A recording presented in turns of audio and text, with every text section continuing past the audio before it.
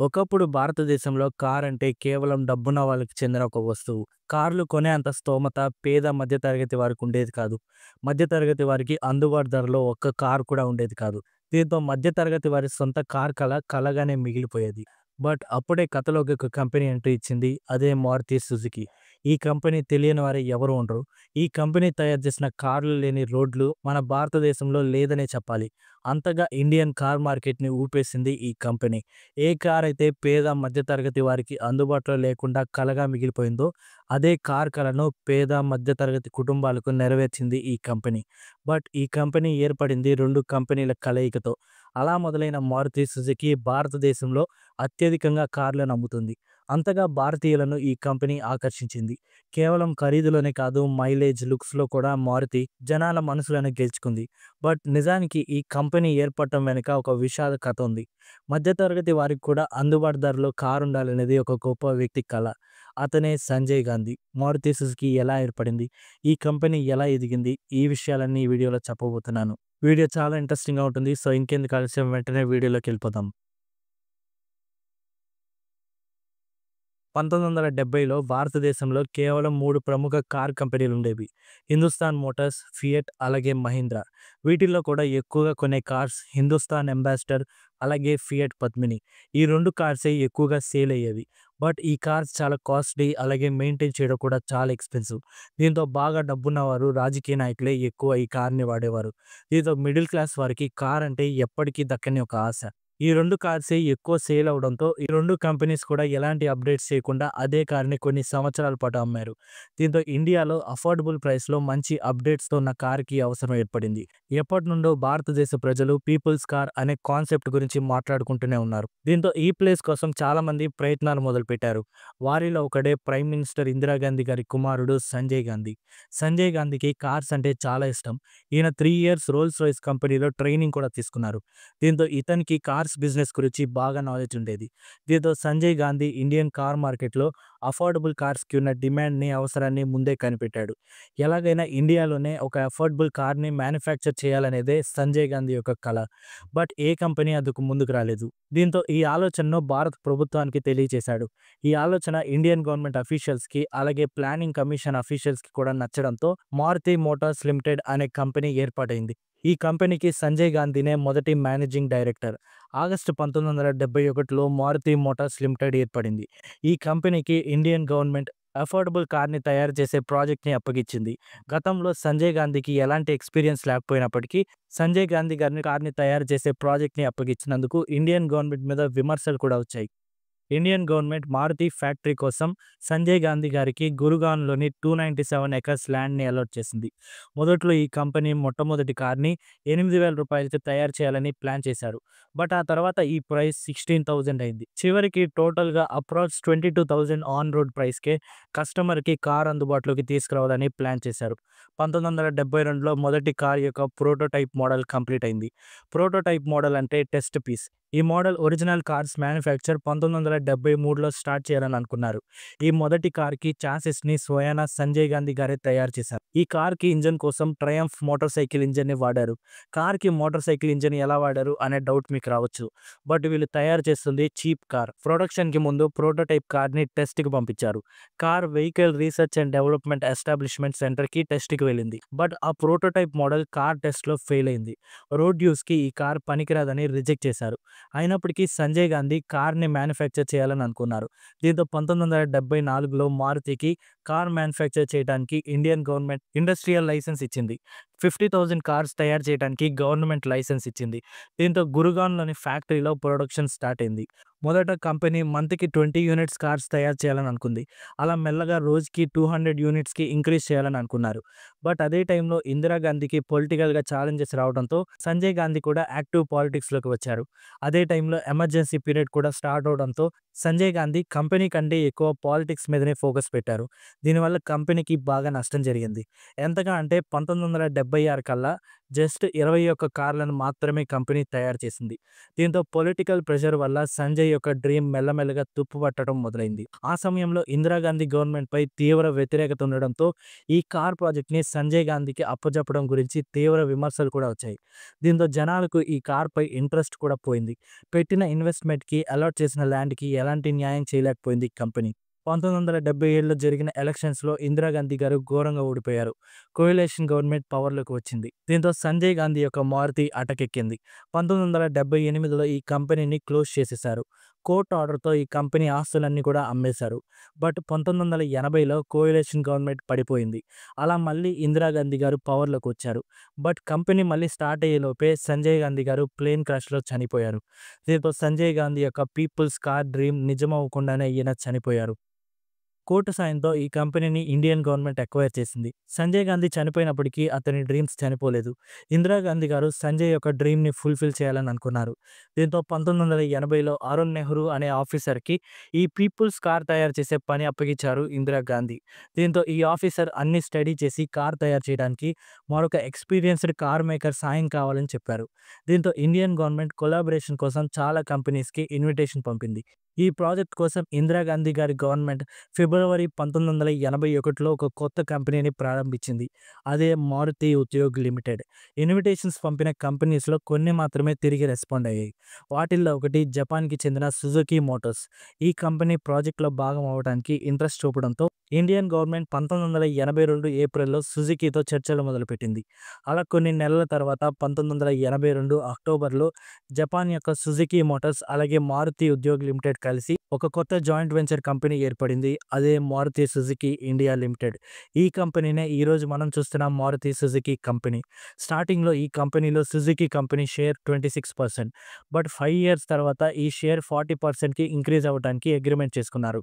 50% అవుతుంది. అలాగే 2013లో ఈ పర్సెంటేజ్ 56% అయింది. మెల్లమెల్లగా ఇండియన్ గవర్నమెంట్ ఈ కంపెనీ నుండి బయటికి రావాలని అనుకుంది.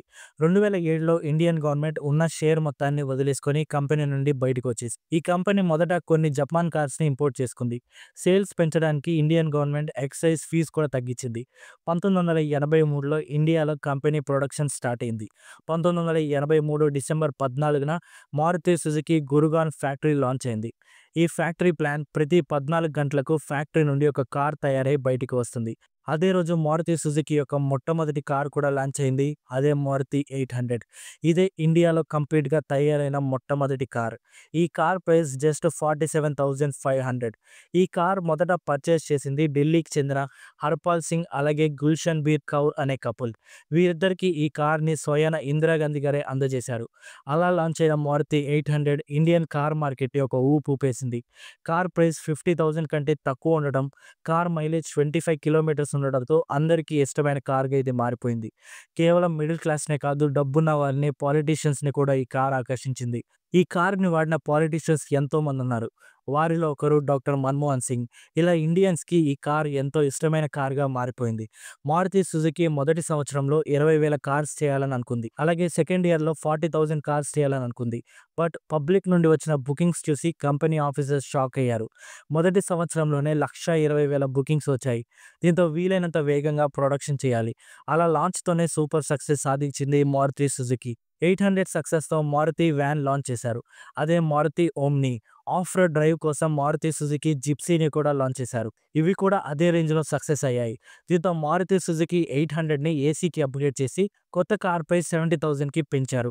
800 ఏసీ కూడా చాలా సక్సెస్ అయింది. దీంతో 1986లో మరింత అడ్వాన్స్‌డ్‌గా చేసి మారుతి ఆల్టో లాంచ్ అయింది. ఈ కార్ మారుతి 800కి మించి సక్సెస్ అయింది. అప్పటిదాకా మారుతి లాంచ్ చేసిన కార్స్ 800 సీసీ ఇంజిన్స్. బట్ 1993లో 1000 సీసీ ఇంజిన్‌తో ఒక కార్ లాంచ్ అయింది. అదే మారుతి జెన్. 1994లో 12,000 సీసీతో ఒక సెడాన్‌ని లాంచ్ చేశారు. అదే ఎస్టీమ్. బట్ ఈ కార్ అనుకున్నంత సక్సెస్ అవ్వలేదు. 1994లో Maruti Suzuki second manufacturing plant కూడా స్టార్ట్ అయింది. ఆ తర్వాత లాంచ్ అయిన వ్యాగనార్, స్విఫ్ట్ డిజైర్ కూడా సూపర్ సక్సెస్ అయ్యాయి. ఇలా ఆ తర్వాత ఎన్నో కార్స్ లాంచ్ అయ్యాయి. అలా 2014లో మారుతి సుజుకి 10 మిలియన్త్ కార్ని కూడా సేల్ చేసింది. ఆ సంవత్సరం మారుతి సుజుకి యొక్క మార్కెట్ షేర్ 45%. ప్రస్తుతం ఇండియాలో ఈ కంపెనీ షేర్ 40%. సో ఈ కంపెనీనే ప్రస్తుతం ఇండియన్ కార్ మార్కెట్‌లో నంబర్ 1 ప్లేస్‌లో ఉంది. ఈ కంపెనీనే ప్రతి సంవత్సరం అత్యధికంగా కార్ సేల్స్ చేస్తుంది. బట్ ఇక్కడి దాకా ప్రయాణంలో కేవలం ప్రభుత్వ సహకారంతోనే మారుతి సుజుకి ఎదిగిందనుకుంటే పొరపాటే. మారుతి సుజుకి సక్సెస్‌లో ఎన్నో నిర్ణయాలు కూడా ఉన్నాయి. కాలానికి తగినట్టుగా కూడా ఎన్నో మార్పులు చేసుకుంది ఈ కంపెనీ. మారుతి సక్సెస్‌కి కంపెనీ పాటించిన పద్ధతి ఏంటో ఇప్పుడు చూద్దాం. Number 1, understanding Indian markets. Company customers ఆ రోజుల్లో అఫోర్డబుల్ ప్రైస్‌లో కార్ కోరుకుంటున్నారు కాబట్టి 800ని లాంచ్ చేసింది. కేవలం అఫోర్డబిలిటీ మీదనే ఫోకస్ చేయలేదు. ఎలాంటి కార్స్ ఇండియన్ పబ్లిక్‌కి నచ్చుతాయి అనే రీసెర్చ్‌ని కూడా కంపెనీ చేసింది. అందుకే ఎప్పటికప్పుడు కొత్త కొత్త మోడల్ కార్స్ లాంచ్ చేసింది. Number 2, innovation. Maruti Suzuki cars తక్కువ కాస్ట్ అయినప్పటికీ కంపెనీ ఇన్నోవేషన్‌ని ఎప్పుడూ నెగ్లెక్ట్ చేయలేదు. టైంకి తగ్గట్టుగా కొత్త కొత్త ఇన్నోవేషన్స్ చేసింది. 84లో లాంచ్ అయిన Maruti 800 first Indian AC car. ఈ కార్‌లోనే మొదటిసారి ఏసీని అందుబాటులోకి తెచ్చారు. Number 3, reduce production cost. ఇందాక చెప్పినట్లు మారుతి కార్స్ చాలా అఫోర్డబుల్. ఇలా తక్కువకే కార్స్ సెల్ చేయడానికి మారుతి సుజుకి ప్రొడక్షన్ దగ్గరే ఎక్స్‌పెన్సెస్ తగ్గిస్తుంది. మారుతి కార్స్ అన్నిట్లో ఒకే రకమైన ప్రొడక్ట్స్ ఉంటాయి. ఇంటీరియర్, స్టీరింగ్ వీల్స్, డోర్స్ అన్ని వెహికల్స్‌కి ఒకేలాగా ఉంటాయి. దీనివల్ల రకరకాల ప్రొడక్ట్స్ చేయాల్సిన అవసరం లేదు. దీనివల్ల చాలా వరకు ప్రొడక్షన్ కాస్ట్ తగ్గుతుంది. ఈ స్పేర్ పార్ట్స్ అన్నీ కూడా ఇండియాలోనే మ్యానుఫ్యాక్చర్ చేస్తుంది కంపెనీ. ఎందుకంటే వేరే కంట్రీలో తయారు చేస్తే ఇంపోర్ట్ టాక్సెస్ కట్టాలి, ట్రాన్స్‌పోర్ట్‌కి చాలా ఖర్చవుతుంది. దీంతో ఈ లోకల్ ప్రొడక్షన్ వల్ల కూడా కంపెనీకి చాలా ఖర్చు తగ్గుతుంది. మారుతి కార్స్‌ని ప్రతి సంవత్సరం అత్యధికంగా అమ్ముతుంది కాబట్టి పార్ట్స్ కూడా బల్క్‌గా మ్యానుఫ్యాక్చర్ చేస్తుంది. ఇలా బల్క్‌లో మ్యానుఫ్యాక్చర్ చేయడం వల్ల కూడా కంపెనీస్ మనీని ఆదా చేస్తాయి. మారుతి ప్రొడక్షన్ ప్లాంట్స్‌లో మ్యాన్ పవర్‌ని కూడా చాలా వరకు తగ్గించింది. ప్లాంట్స్‌లో 80% వర్క్స్ ఆటోమేటిక్‌గానే రోబోట్స్ ద్వారా జరిగిపోతాయి. దీనివల్ల ఎక్కువ మందికి సాలరీ ఇవ్వాల్సిన అవసరం లేదు. సో ఇలా కూడా ప్రొడక్షన్ కాస్ట్ తగ్గిస్తుంది. కొంతమంది స్పెషల్ ఇంజినీర్స్ కారు యొక్క డిజైన్‌ని కూడా తయారు చేసేటప్పుడు ప్రొడక్షన్ కాస్ట్‌ని తగ్గించే విధంగా తయారు చేస్తారు. డిజైన్‌లో కూడా కంపెనీ మనీ ఆదా చేస్తుంది. ఏదైనా మోడల్ కార్ సరిగ్గా పెర్ఫార్మ్ చేయకపోతే మారుతి సుజుకి ఆ కార్స్‌ని త్వరగా ప్రొడక్షన్ ఆపేస్తుంది. Number 4, reliability. కేవలం కాస్ట్ తక్కువే కాదు కానీ మైలేజ్‌కి కూడా చాలా ఇంపార్టెన్స్ ఇస్తుంది Maruti. Maruti cars minimum 15-20 kilometres mileage ఇస్తాయి.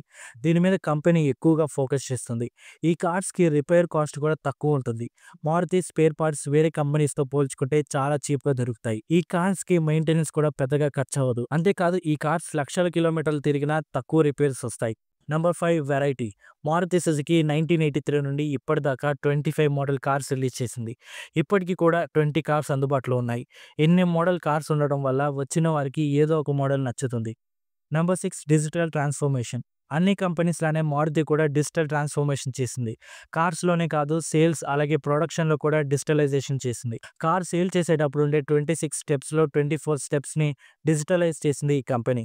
వీటితో పాటు వర్చువల్‌గా కార్స్‌ని ఇంటి నుండే ఎక్స్‌పీరియన్స్ అవ్వడానికి నెక్సావర్స్, ఎరీనావర్స్ అనే కొత్త ప్రయోగం కూడా స్టార్ట్ చేసింది. Number 7, after sales. కార్ కొన్న తర్వాత కంపెనీ కస్టమర్స్‌కి మనీ ఆదా చేస్తుంది. కార్‌కి సర్వీసింగ్ కూడా తక్కువే ఉంటుంది. ఈ కంపెనీకి ఇండియా మొత్తంలో 4000 పైనే సర్వీస్ సెంటర్స్ ఉన్నాయి. దీంతో ఎక్కడ రిపేర్ వచ్చినా ఏ ప్రాబ్లమ్ ఉండదు. 2000 సిటీస్ పైగా ఈ కంపెనీ సర్వీసెస్ ఎక్స్‌పాండ్ అయ్యి ఉన్నాయి. సర్వీసింగ్ లేదా రిపేర్స్‌కి ఎక్కువ సమయం కూడా పట్టదు. Number 9, segmentation. మారుతి కార్స్‌ని డిఫరెంట్ గ్రూప్స్‌కి డిఫరెంట్‌గా అమ్ముతుంది. ముందుగా ఇన్‌కమ్ విషయానికొస్తే మిడిల్ క్లాస్ వాళ్ళ కోసం ఆల్టో, వ్యాగనార్ లాంటి బడ్జెట్ కార్స్ సేల్ చేస్తుంది. డబ్బున్న వాళ్ళకు సుజుకి నెక్సా ద్వారా ప్రీమియం కార్స్ సేల్ చేస్తుంది. ఏజ్ విషయానికొస్తే యూత్ కోసం స్విఫ్ట్ తయారు చేసింది మారుతి. ఈ కార్ లుక్స్‌లో స్పోర్ట్స్ కార్ లాగా ఉంటుంది. అలాగే స్పీడ్ ఎక్కువ ఉంటుంది. ఇలా రీజియన్ పరంగా, జాబ్ పరంగా కూడా మారుతి తెలివిగా కార్స్ సేల్ చేస్తుంది. మార్కెటింగ్. ఇండియాలో ఉన్న 130 కోట్ల భారతీయులను అర్థం చేసుకొని ఎవరికి తగ్గట్టుగా వారికి మార్కెటింగ్ చేస్తుంది మారుతి. ముఖ్యంగా ఈ కంపెనీ కార్స్ తక్కువ కాస్ట్ అయినప్పటికీ మారుతి ఎప్పుడూ ప్రీమియం బ్రాండ్‌లనే మార్కెటింగ్ చేస్తుంది. ఎక్కడ చీప్, లో కాస్ట్ అలాంటి పదాలను మారుతి వాడదు. దానికి బదులుగా వాల్యూ ఫర్ మనీ అనే మార్కెటింగ్ చేస్తుంది. ఈ మధ్య కాలంలో మారుతికి ఉన్న ఒక మైనస్ పాయింట్ అయిన సేఫ్టీని కూడా అధిగమించి మొట్టమొదటి 5 స్టార్ సేఫ్టీ కార్‌ని తయారు చేసింది. ఫ్యూచర్‌లో అన్ని కార్స్ ఇలానే సేఫ్టీ ఫీచర్స్ కలిగి ఉంటే మరో కొన్ని దశాబ్దాల పాటు ఇండియన్ మార్కెట్స్‌లో మారుతి ఉంటుంది. లేకపోతే మారుతి సుజుకి కూడా సామాను సర్దుకునే టైం వస్తుంది. ఎంత పెద్ద కంపెనీ అయినా ఎన్ని కార్లను అమ్మినా తప్పులను సరిదిద్దుకోకపోతే అంబాసిడర్ కార్లనే కనుమరుగైపోతాయి. దీని గురించి మీరేమనుకుంటున్నారో కామెంట్ చేయండి. So that's the story. మళ్ళీ కలుద్దాం మరొక ఇంట్రెస్టింగ్ వీడియోతో. వీడియో నచ్చితే ఖచ్చితంగా లైక్ చేసి మా ఛానల్‌ని సబ్స్క్రైబ్ చేసుకోండి. Thanks for watching.